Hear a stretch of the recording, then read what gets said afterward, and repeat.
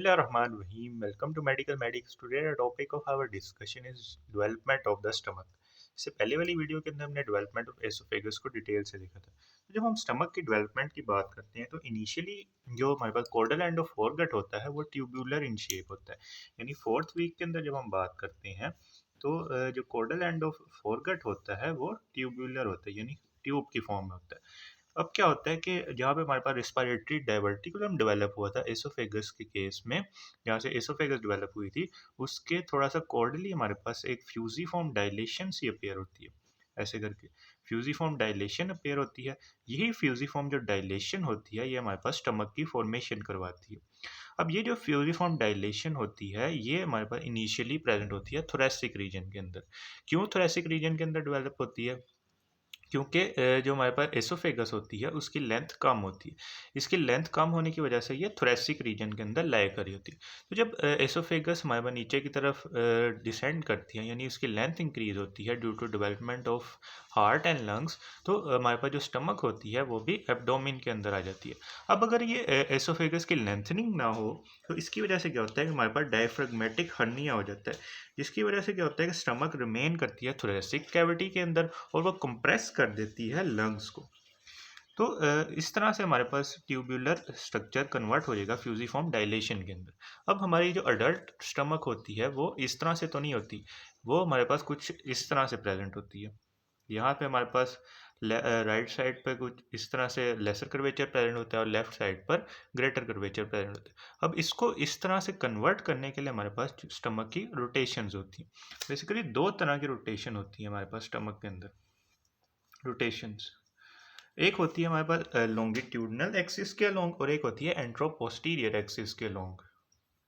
अब क्या होता है कि जो हमारे पास एंटीरियर वॉल होती है स्टमक की वो कम ग्रो करती है, जबकि जो डोर्सल या पोस्टीरियर वॉल होती है स्टमक की वो ज़्यादा ग्रो करती है, जिसकी वजह से हमारे पास आगे की वाली साइड पर क्या बन जाता है लेसर कर्वेचर और पीछे वाली साइड पर बन जाता है greater curvature of the stomach, क्योंकि पीछे जो डोर्सल वॉल होती है वो ज़्यादा ग्रो करती है, जिसकी वजह से डोर्सली हमारे पास greater curvature of the stomach की फॉर्मेशन हो जाती है। तो ये जो ग्रेटर कर्वेचर है ये इनिशियली पोस्टीरियरली लाई कर होता है और लेसर कर्वेचर एंटीरियरली लाई कर होता है।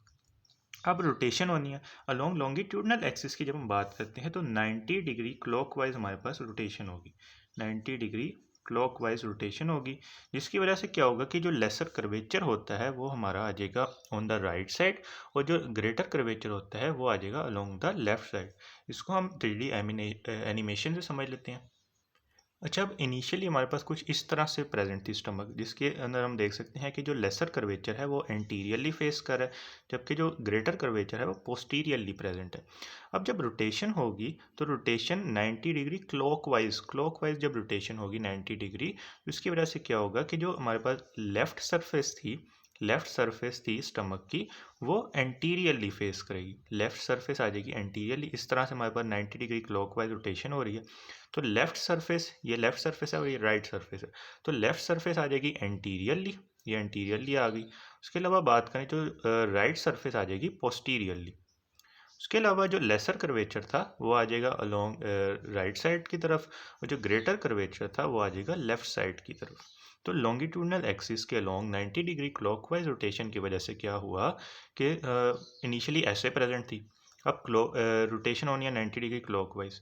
इसकी वजह से क्या होगा कि ये लेफ्ट साइड है और ये राइट साइड है, लेफ्ट साइड आ जाएगी एंटीरियरली, ये आ गई एंटीरियरली, और जो राइट साइड थी वो आ गई पोस्टीरियरली। उसके अलावा जो लेसर कर्वेचर था वो आ गया राइट साइड की तरफ और जो ग्रेटर कर्वेचर था वो आ गया लेफ्ट साइड की तरफ, जो कि अडल्ट पोजीशन के अंदर हो रहा होता है। उसके अलावा बात करें कि इसकी इस पोजीशन की वजह से क्या होता है कि एंटीरियर सरफेस को सप्लाई करने वाली नर्व होती है वेगस नर्व। अब एंटीरियर सरफेस को लेफ्ट वेगस सप्लाई कर रही होती है। क्यों लेफ्ट वेगस सप्लाई कर रही होती है? क्योंकि इनिशियली हमने देखा कि जो लेफ्ट सरफेस थी वो लेफ्ट साइड पे प्रेजेंट थी, तो इसको सप्लाई करने वाली नर्व भी कौन सी होगी? Left vagus. अब यही जो लेफ्ट साइड थी वो आ गई हमारे पास एंटीरियरली। तो anterior surface of stomach adult के केस में जब हम बात करते हैं तो उसको लेफ्ट वेगस सप्लाई कर रही होती है, और पोस्टीरियर सरफेस ऑफ स्टमक को राइट वेगस इसीलिए सप्लाई कर रही होती है क्योंकि जो पोस्टीरियर सरफेस ऑफ स्टमक होती है वो इनिशियली हमारे पास राइट साइड पे प्रेजेंट होती है। तो ये हमने बात कर ली रोटेशन अलोंग लॉन्गिट्यूडनल एक्सिस। उसके बाद हमारे पास रोटेशन होती है अलोंग एंट्रोपोस्टीरियर एक्सिस। वो कैसे होती है? अब इनिशियली जो हमारे पास इस तरह से स्टमक प्रेजेंट थी, तो जो सिफेलिक और जो कोडल एंड है, ये सिफेलिक एंड है ऊपर वाला और ये नीचे कोडल एंड है। तो जो सिफेलिक और कोडल एंड होता है वो मिड लाइन के अंदर लय कर होते हैं। लेकिन जब रोटेशन होती है तो सिफेलिक एंड या जिसको हम पाइलोरिक एंड, सिफेलिक एंड को हम कार्डिक एंड भी बोलते हैं, और जो कोडल एंड होता है उसको हम पाइलोरिक एंड भी बोलते हैं। तो जब रोटेशन होती है तो जो कार्डिक एंड होते हैं, जो हमारे पास सिफेलिक एंड होता है, वो मूव कर जाता है लेफ्ट साइड पर, लेफ्ट साइड पर मूव कर गया और ऊपर की तरफ मूव कर जाएगा। जबकि जो पाइलोरिक या फिर कोडल एंड होता है वो नीचे की तरफ मूव कर जाएगा और राइट साइड की तरफ मूव कर जाएगा।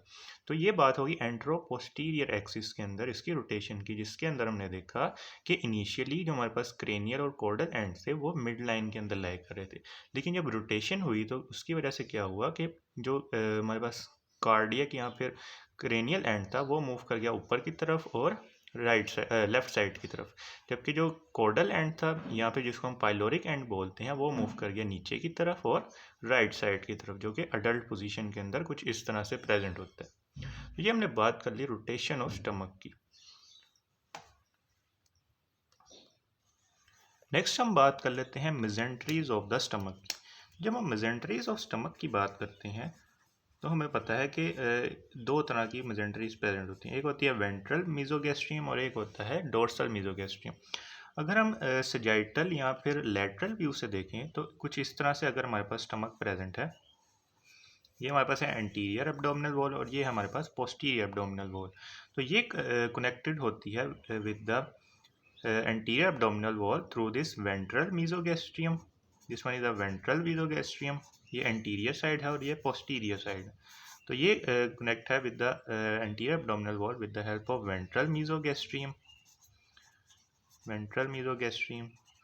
और posterior abdominal wall से ये connected होती है with the help of dorsal mesogastrium, dorsal mesogastrium। ये हम लेटरल व्यू से देख रहे हैं। तो जब यहाँ पे हमारे पास लिवर जब ग्रो होने लग जाएगा तो इसकी वजह से क्या होगा कि जो वेंट्रल मीजोगैस्ट्रियम है ये दो पार्ट्स के अंदर डिवाइड हो जाएगी। जो पार्ट ऑफ वेंट्रल मीजोगैस्ट्रियम हमारे पास लिवर और स्टमक के दरमियान प्रेजेंट है, इसको हम बोल देते हैं लेसर ओमेंटम या फिर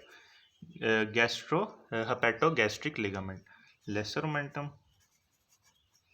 और जो पार्ट ऑफ वेंट्रल मीजोगैस्ट्रियम हमारे पास प्रेजेंट है between liver and the anterior abdominal wall, इसको हम बोलते हैं फेल्सीफॉर्म लिगामेंट, फेल्सीफॉर्म लिगामेंट।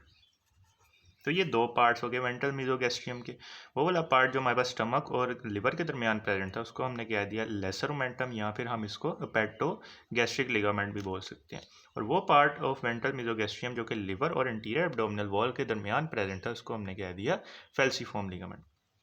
अब ये जो लेसर ओमेंटम होता है, जब हम अडल्ट पोजीशन की बात करते हैं तो ये वेंट्रली तो नहीं लाई कर होता है, ये हमारे पास राइट साइड पर या फिर सामने से जब हम देखते हैं तो ये अगर हमारे पास स्टमक है, यहाँ पे लिवर प्रेजेंट है, तो ये कुछ इस तरह से प्रेजेंट है, ये हम सामने से देख रहे हैं।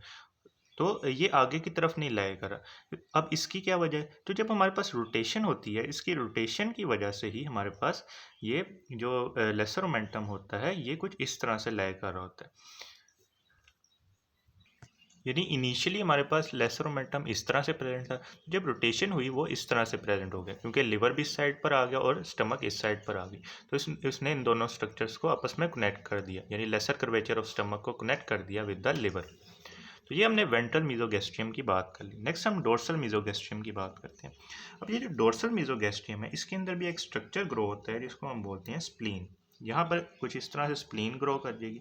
स्प्लीन की ग्रोथ की वजह से ये जो डोर्सल मीजोगैस्ट्रियम है इसके भी दो पार्ट्स हो जाएंगे। जो पार्ट स्टमक और स्प्लीन के दरमियान प्रेजेंट होता है उसको हम बोलते हैं गैस्ट्रो स्प्लेनिक लिगामेंट या फिर रिफ्लेक्शन भी बोल सकते हैं, गैस्ट्रोस्प्लेनिक लिगामेंट। और जो पार्ट डोर्सल मीजोगैस्ट्रियम का स्प्लीन और पोस्टीरियर एब्डोमिनल वॉल के दरमियान प्रेजेंट होता है उसको हम बोलते हैं लीनो रीनल लिगामेंट। इसको हम लीनो रीनल इसीलिए बोल रहे हैं क्योंकि पोस्टीरियर एब्डोमिनल वॉल के साथ हमें पता है कि किडनी प्रेजेंट होती है। तो जो लिगामेंट कनेक्ट कर रहा होता है स्प्लीन और किडनी का, उसको हम बोलते हैं लीनो रीनल लिगामेंट। तो डोर्सल मीजोगैस्ट्रियम को हमने दो पार्ट्स के अंदर डिवाइड किया। इसमें भी इसी तरह रोटेशन का यही इफेक्ट होगा कि ये लेफ्ट साइड पर मूव कर जाएंगे।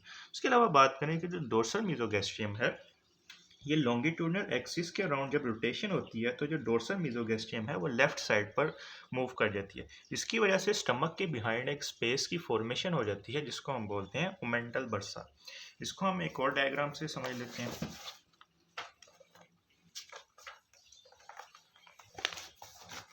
इस डायग्राम में हम देख सकते हैं कि ये हमारे पास है डोर्सल मीजोगैस्ट्रियम जो कि स्टमक की पोस्टीरियर वॉल को कनेक्ट कर रही है पोस्टीरियर एब्डोमिनल वॉल से। अब यहाँ पे ये रोटेशन हुई लॉन्गिट्यूडनल एक्सिस के अराउंड, जिसकी वजह से स्टमक के पोस्टीरियर एस्पेक्ट पर एक स्पेस क्रिएट हो जाएगी जिसको हम कहते हैं ओमेंटल बर्सा, यहाँ पे लेसर सैक। तो लॉन्गिट्यूडनल रोटेशन की वजह से हमारे पास लेसर सैक की फॉर्मेशन होगी। और जब हम एंट्रोपोस्टीरियर एक्सिस के लॉन्ग रोटेशन की बात करते हैं तो इसकी वजह से हमारे पास जो डोर्सल मीजोगैस्ट्रियम होता है वो नीचे की तरफ बल्ज कर जाता है, यानी बल्ज डाउन होता है। उस बल्जिंग की वजह से क्या होता है कि हमारे पास एक बिग फोल्ड ऑफ पेरिटोनियम की फॉर्मेशन होती है जिसको हम बोलते हैं ग्रेटर मोमेंटम। अब ये ग्रेटर मोमेंटम हंग कर रहा होता है from the greater curvature of the stomach in front of the coils of intestine. ये हमने बात कर ली मेजेंट्रीज ऑफ द स्टमक की। If you like this video then kindly share it with your friends and subscribe to my channel.